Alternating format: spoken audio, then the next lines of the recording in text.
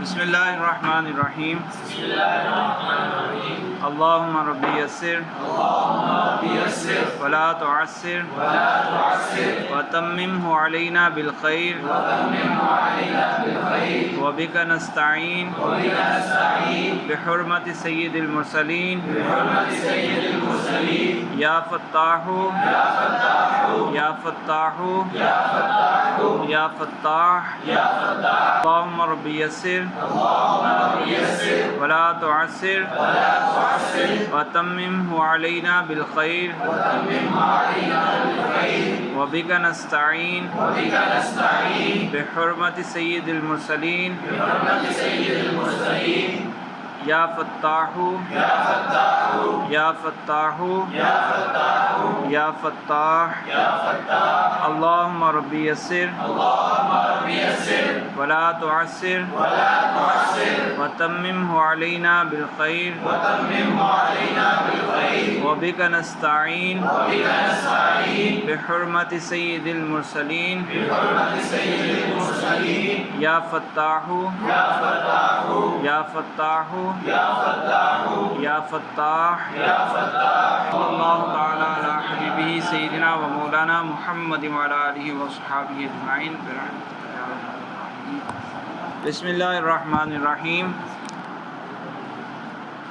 مقدمۃ فی الفصاحۃ والبلاغۃ۔ مقدمہ فصاحت اور بلاغت کے بیان میں ہے، تو اس سے پہلے کچھ باتیں ضروری ہیں۔ اس علم کو علم بلاغت کہا جاتا ہے، لیکن جب علم پڑھتے ہیں تو اس کے اندر دو چیزیں ذکر کی جاتی ہیں، فصاحت اور بلاغت۔ دونوں الگ الگ چیزیں ہیں، لیکن پورے علم کو علم بلاغت کا نام دیا جاتا ہے۔ یہ علم بلاغت ہے کیا؟ چونکہ آپ پہلی دفعہ پڑھ رہے ہیں تو کچھ نہ کچھ تو آپ نے سنا ہوگا بلاغت کے بارے میں۔ اگر کسی نے سنا ہے، کسی کے ذہن میں کوئی تصور بنا ہے تو بتائیں۔ کسی کے ذہن میں ہے کہ یہ بلاغت کیا چیز ہے؟ جی ہاں اچھا صحیح ہے، بیٹھ جائیں۔ جی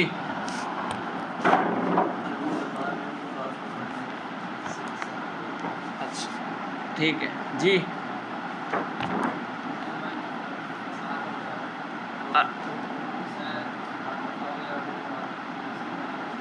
اچھا یعنی خاصیت واو کو استعمال کرنا،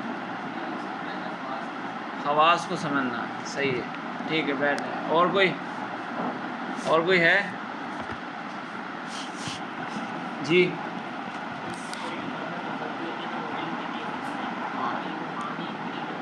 ہاں ہاں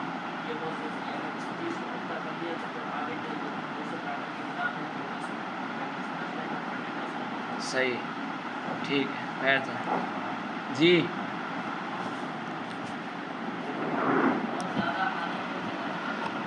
جی اچھا چند الفاظ میں زیادہ معنی کو سمیٹ دینا، بیٹھ جائیں۔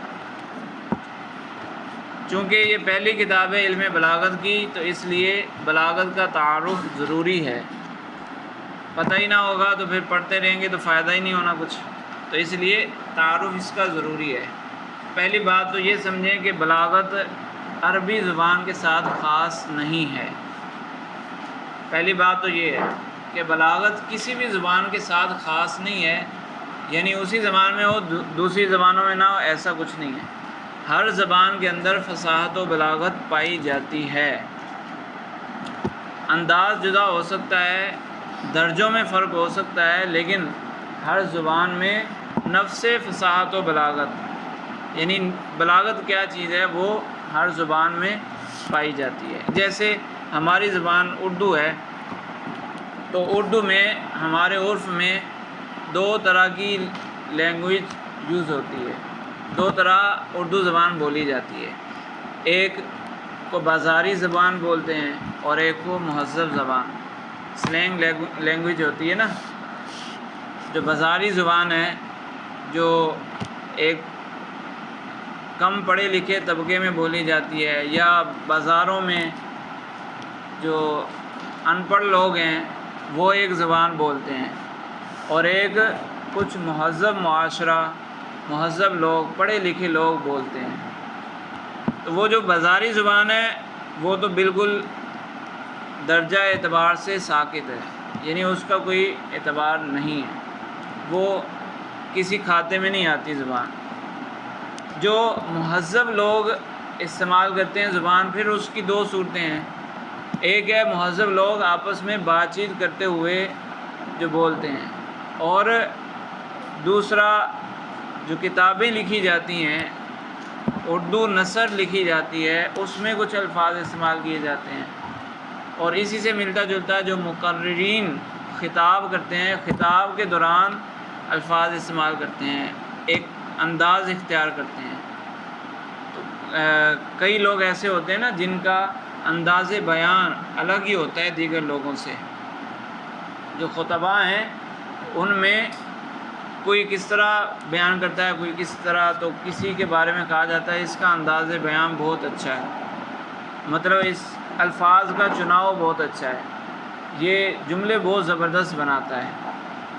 تو اسی طرح لکھنے میں ہوتا ہے کہ لکھنے میں بھی اور بولنے میں تو وہ بیان والی آ گئی نا، بیان ہو یا ایسی عام بات چیت ہو، اور لکھنے میں بھی ہے کہ فلاں کی تحریر بڑی جامع ہوتی ہے، جاندار تحریر ہوتی ہے، جیسے علامہ ارشد القادری رحمہ اللہ، ان کو لقب ہی دیا گیا رئیس التحریر، یعنی بادشاہ ہیں وہ لکھنے کے۔ تو ایک ان کی آپ وہ عبارتیں اٹھا لیں، یعنی ان کا لکھا ہوا وہی چیز، ویسا ہی واقعہ، ویسے ہی کوئی تحریر کوئی دوسرا لکھے گا تو آپ کو بہت زیادہ فرق نظر آئے گا۔ ہیں دونوں ہی صحیح، بازاری زبان دونوں میں سے کسی کی بھی نہیں ہے، دونوں ہی صحیح ہیں، لیکن فرق ہے۔ تو یہ جو فرق آتا ہے کیسے آتا ہے؟ بلاغت سے، فصاحت و بلاغت کو استعمال کرنے سے کلام اعلیٰ ہو جاتا ہے۔ فصاحت و بلاغت کو استعمال کریں گے تو کلام خوبصورت ہو جائے گا، الفاظ کا چناؤ اچھا ہوگا، اسی کو فصاحت و بلاغت کہتے ہیں۔ تو یہ ہر زبان میں پائی جاتی ہے، عربی کے ساتھ خاص نہیں ہے۔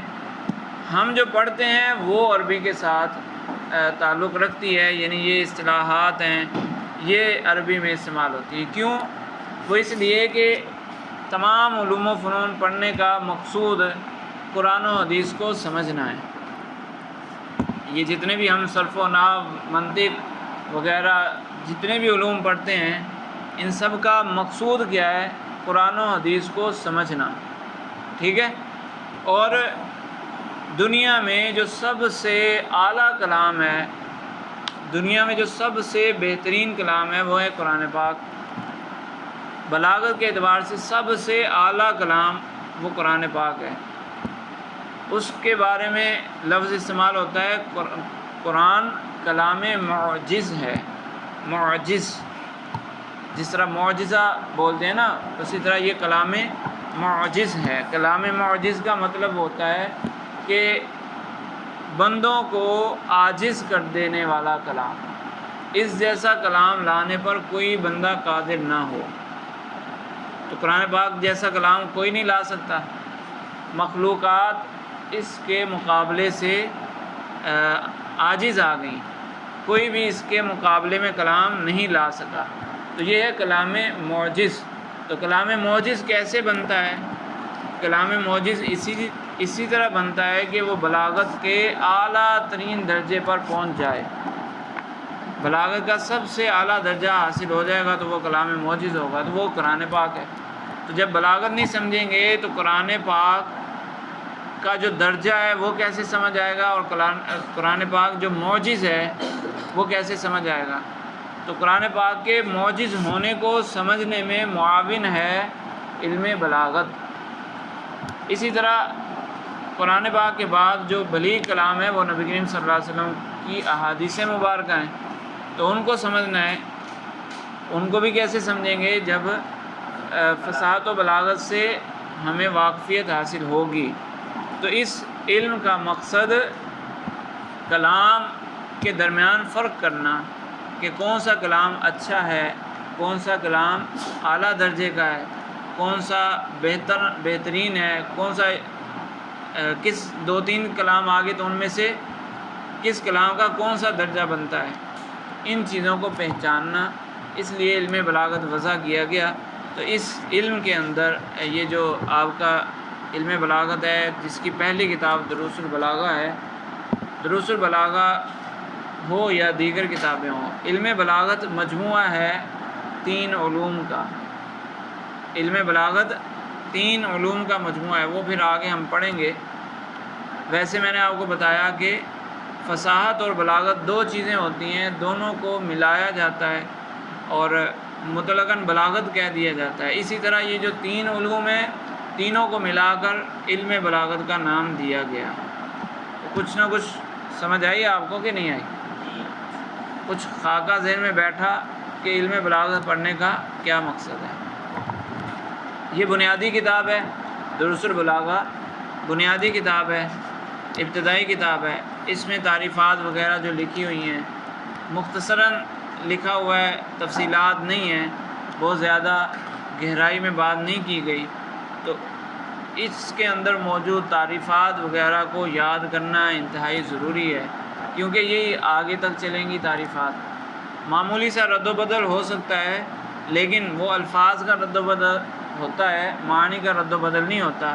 تو اگر آپ ان تعریفات کو اپنے ذہن میں بٹھا لیں گے تو پھر آگے آپ کو نہ الگ سے یاد کرنے کی ضرورت پڑے گی اور آگے سمجھنا بھی آسان ہو جائے گا۔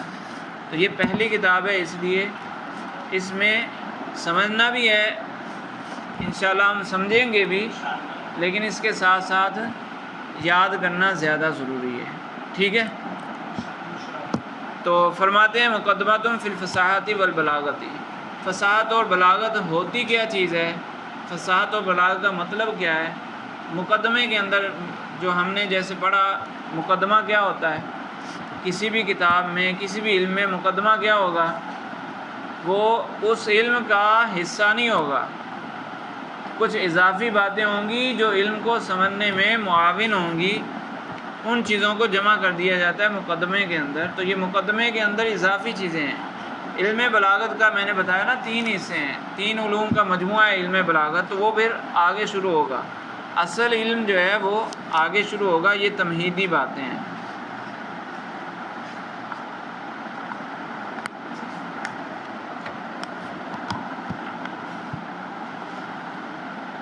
یہ آگے تھوڑا سا دیکھیں گے تو مل جائے گا، میرے پاس جو کتاب ہے اس میں صفحہ نمبر 20 پہ انہوں نے لکھا ہوا ہے علم المعانی۔ اچھا، بہرحال مقدمۃ فی الفصاحت والبلاغت، یہ مقدمہ ہے فصاحت اور بلاغت کے بیان میں، یعنی اس کی وضاحت۔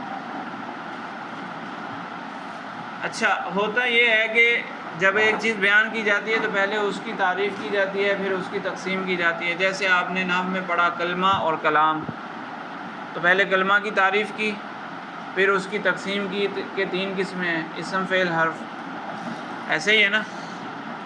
منطق میں آپ نے پڑھا کہ مفہوم کیا ہوتا ہے، پھر مفہوم کی 2 قسمیں ہیں، تصور اور تصدیق۔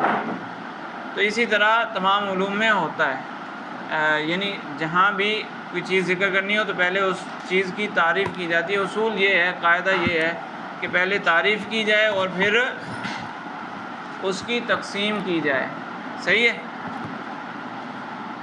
لیکن یہاں پر تعریف ذکر نہیں کی، ڈائریکٹ تقسیم کی ہے۔ تو اصول تو چونکہ یہی ہے کہ پہلے تعریف کی جائے پھر تقسیم کی جائے، تو اصول کے خلاف کیوں کیا؟ اگر مجبوری آ جائے پھر اصول کے خلاف بھی کرنا پڑتا ہے۔ جیسے آپ نے نحو کے اندر پڑھا، مستثنیٰ کی بات پڑھی تو مستثنیٰ کی کوئی تعریف نہیں پڑھی، پہلے تقسیم پڑھی کہ مستثنیٰ کی 2 قسمیں ہیں، مستثنیٰ ہیں، مستثنیٰ متصل اور مستثنیٰ منقطع، 2 قسمیں پڑھتے ہیں نا۔ تو پہلے تقسیم کی جاتی ہے، ابتدانی تقسیم کی جاتی ہے۔ اسی طرح یہاں پر بھی فصاحت اور بلاغت یہ ایسی چیزیں ہیں کہ ان کی ایک تعریف نہیں بنائی جا سکتی، ایک ایسی تعریف بنائی جائے جو سب پر فٹ آئے۔ جس طرح ہم نے کلمہ کی تعریف کی تو وہ اسم پر بھی فٹ آتی ہے، فعل پر بھی فٹ آتی ہے، حرف پر بھی فٹ آتی ہے۔ تو مستثنیٰ کی ایسی تعریف کی جائے جو متصل پر بھی فٹ آئے اور منقطع پر بھی فٹ آئے، ایسی تعریف کوئی ممکن نہیں ہے، تو اس لیے تعریف نہیں کی گئی۔ اسی طرح یہاں پر بھی فصاحت کی کوئی ایسی تعریف ذکر نہیں کی گئی۔ فرماتے ہیں الفصاحت فی اللغۃ تنبئ عن البیان والظہور، فصاحت کا لغوی معنی بتا دیا، اصطلاحی تعریف نہیں ہے۔ لغوی معنی، اچھا لغوی معنی بھی ایک نہیں ہے، کہنے کہ لغت میں اگر یہ فا صاد ہا اس مادے کو ڈھونڈیں گے تو اس کے مختلف معنی آپ کو ملیں گے۔ اس مادے سے مختلف باب بنتے ہیں، اس سے پھر مختلف معنی، ایک باب کے ساتھ کبھی کوئی صلہ آتا ہے تو معنی تبدیل ہو جاتا ہے، کوئی مفعول آتا ہے، فاعل آتا ہے تو معنی تبدیل ہو جاتا ہے، تو یہ مختلف معنی آپ کو ملیں گے۔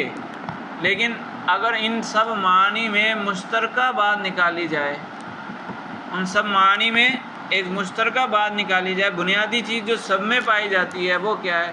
وہ ہے بیان اور ظہور، واضح ہونا، ظاہر ہونا۔ تو فرماتے فی اللغۃ تنبئ عن البیان والظہور، یہ فصاحت کا جو لفظ ہے لغت کے اندر خبر دیتا ہے بیان اور ظہور کی، یعنی اس کا لغوی معنی بیان اور ظہور نہیں ہے۔ فصاحت کا لغوی معنی واضح ہونا، ظاہر ہونا نہیں ہے۔ آپ منجی لے کر ڈھونڈنا شروع کر دیں کہ یہ واضح ہونا، ظاہر ہونا کہاں لکھا ہے، تو ہو سکتا ہے آپ کو کہیں بھی نہ ملے، لیکن مجموعی طور پر اگر نکالیں گے تو یہ مل جائے گا۔ کیسے؟ کہہ رہے ہیں یقال افصح الصبی فی منطقہ، بچہ جب بولنا شروع کرتا ہے تو پہلے وہ چند ٹوٹے پھوٹے الفاظ ادا کرنا شروع کرتا ہے، ایسے ہی ہوتا ہے نا، پہلے آوازیں نکالتا ہے، پھر حروف کی آوازیں نکالنا شروع کرتا ہے، ایک آدھ کوئی لفظ بولنا شروع کر دیتا ہے، پھر جب تھوڑا سا اور بڑا ہوا تو ٹوٹے ٹوٹے جملے بولنا شروع کرتا ہے، اس میں سے بھی لفظوں کو بگاڑ دیتا ہے، کوئی لفظ کس طرح ہوتا ہے وہ اس کو بگاڑ کے کچھ بنا دیتا ہے، ایسے ہی ہوتا ہے۔ لیکن پھر کچھ اور وقت گزرتا ہے تو اب وہ صحیح بولنا شروع ہو جاتا ہے۔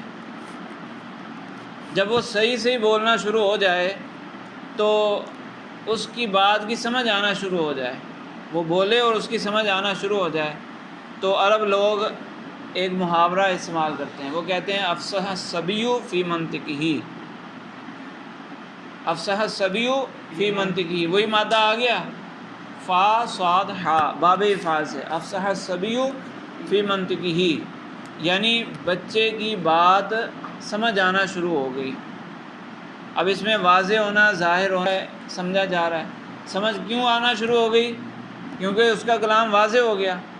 پہلے وہ توڑ کر بولتا تھا، کچھ الفاظ کو حذف کر دیتا تھا، کچھ کو تبدیل کر دیتا تھا، تو سمجھ نہیں آتی تھی۔ اب وہ واضح طور پر بولنا شروع ہوا، اس کی زبان میں جو لڑکھڑاہٹ تھی وہ ختم ہو گئی، اب اس کی الفاظ کی ادائیگی واضح ہو گئی، تو اب بات سمجھ آنا شروع ہو گئی۔ تو اذا بانا وظہر کلامہ، جب اس کا کلام واضح اور ظاہر ہو جائے تو وہ کہتے ہیں افصح الصبی فی منطقہ، بچہ ٹھیک بولنا شروع ہو گیا۔ وتقع فی الاصطلاح وصفا للکلمۃ والکلام والمتکلم، اور اگر اصطلاح کی بات کی جائے تو اصطلاح میں اس کی کوئی تعریف نہیں ہے، بلکہ اس کی 3 قسمیں ہیں۔ 3 قسمیں کس طرح ہیں؟ فصاحت فی المفرد، فصاحت فی الکلام، فصاحت فی المتکلم۔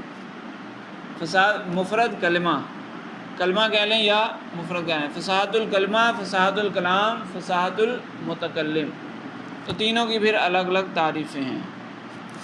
جب 3 قسمیں ہیں تو تینوں کی الگ الگ تعریفیں ہوں گی۔ اب وہ تعریفیں آپ پڑھیں گے تو آپ کو خود ہی سمجھ آ جائے گی کہ ایک ایسی تعریف بنانا جو تینوں پر فٹ آ جائے وہ ممکن نہیں ہے، کیونکہ تینوں بالکل الگ الگ باتیں ہیں۔ تینوں چیزوں میں فصاحت الکلمہ، فصاحت الکلام، فصاحت المتکلم، تینوں میں بالکل الگ الگ باتیں ہیں، تو ان کو ایک ساتھ جمع کرنا ممکن نہیں ہے۔ فصاحت الکلمۃ، فصاحت کلمے کی فصاحت کیا ہوتی ہے؟ فصاحت کلمہ یا فصاحت فی المفرد، اس کی تعریف کیا ہے؟ سلامتها من تنافر الحروف و مخالفت القیاس والغرابت، سلامتها ضمیر جو ہے وہ کلمہ کی طرف لوٹ رہی ہے، تو مطلب ہوا کلمے کا سلامت ہونا، کلمے کا خالی ہونا، سلامتھا پاک ہونا، کلمے کا پاک ہونا، خالی ہونا، محفوظ ہونا، کس سے؟ من تنافر الحروف، تنافر حروف سے خالی ہونا، مخالفت قیاس سے خالی ہونا، غرابت سے خالی ہونا۔ تین چیزوں سے جب کلمہ خالی ہوگا تو کہیں گے کہ یہ کلمہ فصیح ہے۔ تین چیزیں جب اس میں نہیں پائی جائیں گی تو کہیں گے کہ یہ کلمہ فصیح ہے۔ اب یہ تین چیزیں ہیں کیا؟ تینوں کی وضاحت کی ضرورت ہے، نئی باتیں نا، بالکل نئے الفاظ ہیں تو ان کی وضاحت کی ضرورت ہے کہ یہ ہوتی کیا ہیں، تو اس لیے پھر تینوں کی الگ الگ وضاحت کر رہے ہیں۔ تو فصاحت الکلمہ کی تعریف بس اتنی ہوئی کہ سلامتھا من تنافر الحروف و مخالفت القیاسی والغرابتی۔ دیگر کتابوں میں جو آگے آپ پڑھیں گے اس میں فصاحت الکلمہ کی بجائے وہ کہتے ہیں فصاحت فی المفرد۔ کلمہ مؤنث ہے اور مفرد کیا ہے؟ مذکر ہے، تو اس لیے تعریف میں تھوڑی سی تبدیلی آ جاتی ہے، تو وہ کہتے ہیں خلوصہ من تنافر الحروف و مخالفت القیاسی والغرابتی۔ کوئی فرق ہے؟ صرف ایک لفظ کا فرق ہے، خلوصہ، تو سلامتھا کہہ لیں یا خلوصہ کہہ لیں، مفرد لگائیں گے تو خلوصہ، تو خلوص اور سلامت میں تو فرق نہیں ہے، ضمیر وہ مذکر مؤنث کے اعتبار سے بدلی ہے۔ تو بتانے کا مقصد یہ ہے کہ یہ تعریف یاد کریں گے تو آگے بھی یہی تعریف چلے گی۔ اگر اچھا وہ لفظ میں نے ابھی کیوں بتایا کہ ابھی آپ سلامت کی جگہ خلوص یاد کر لیں گے تو بھی مسئلہ نہیں ہے، یہ اور زیادہ آسانی ہو جائے گی۔ خلوصہ، خا لام صاد، خلوصہ من تنافر الحروف و مخالفت القیاسی والغرابتی۔ جب تین مشکل الفاظ آگے تعریف کے اندر تو ان مشکل الفاظ کی الگ سے وضاحت کی ضرورت ہے، اس لیے ہر ایک کی الگ الگ وضاحت۔ فتنافر الحروف، تنافر حروف کیا ہوتا ہے؟ کہہ رہے ہیں وصف فی الکلمتی، کلمہ کے اندر ایک ایسا وصف ہے، ویسے وصف جو ہمارے عرف میں استعمال کیا جاتا ہے یہ خوبی کے معنی میں کیا جاتا ہے نا، وصف کا مطلب خوبی، لیکن جو منطق میں ہم نے پڑھا وصف کس کو بولتے ہیں؟ عرض کو، جو قائم بنفسی نہ ہو، تو یہاں مراد وہ وصف ہے جو قائم بنفسی نہ ہو، تو اس میں برا یا اچھا اس کی بات نہیں ہے، بس وصف کا مطلب ایک عرض ہے۔ وصف فی الکلماتی، کلمے کا ایک عرض ہے، یوجب ثقلھا علی اللسان، کہ جب یہ کلمے میں پایا جاتا ہے، یہ عرض جب کلمے میں آ جائے تو وہ کلمہ زبان پر بھاری ہو جاتا ہے۔ یوجب ثابت کرتا ہے ثقلھا، کلمے کے بھاری پن کو، علی اللسان، زبان پر، ٹھیک ہے۔ وعسر النطق بہا، اور یہ کلمے یہ وصف، یہ عرض ثابت کرتا ہے کلمے کی ادائیگی کی مشکل کو، یعنی کلمے کی ادائیگی مشکل ہو جاتی ہے، یہ کلمہ زبان پر بھاری ہو جاتا ہے اور اس کی ادائیگی مشکل ہو جاتی ہے، جیسے الزش۔ اچھا یہ جو مشکل ہے، بھاری ہے، یہ ہمارے اعتبار سے نہیں ہے، چونکہ عربی زبان کی بات ہو رہی ہے تو عربوں کے اعتبار سے ہے۔ عربی زبان انتہائی نفیس زبان ہے، نفیس زبان ہے، تو وہ معمولی سی مشکل کو برداشت نہیں کرتے زبان کے اعتبار سے، اس لیے جو چیز ان کو مشکل لگ رہی ہے لازمی نہیں کہ ہمیں بھی مشکل لگے، تو جو ان کے لیے مشکل لفظ ہے لازمی نہیں کہ ہمارے لیے بھی مشکل ہو، تو یہ جو لفظ ہے زش، الزشو، یہ لفظ ان کے لیے مشکل ہے لیکن ہمارے لیے تو مشکل نہیں ہے۔ للمود الخشن، زش کا مطلب ہے کھردری جگہ، والخوف لنبات ترعاہ الابل، یہ ایک جڑی بوٹی کا نام ہے جس کو اونٹ کھاتے ہیں، اونٹوں کی یہ غذا ہے، اس کا نام خو ہے یا ہی خوا۔ والنقاح، نقاح للماء العذب الصافی، صاف شفاف پانی کو، میٹھے پانی کو نقاح کہا جاتا ہے۔ والمستشذر، یہ جو لفظ ہے یہ بھی متنافر لفظ ہے، مستشزر کا مطلب ہے مینڈیاں، للمفتول مینڈیاں، وہ جو عورتیں بالوں کی مینڈی بناتی ہیں نا، بالوں کو پیچھے جو ہیں چٹیاں، ہاں چٹیاں، وہ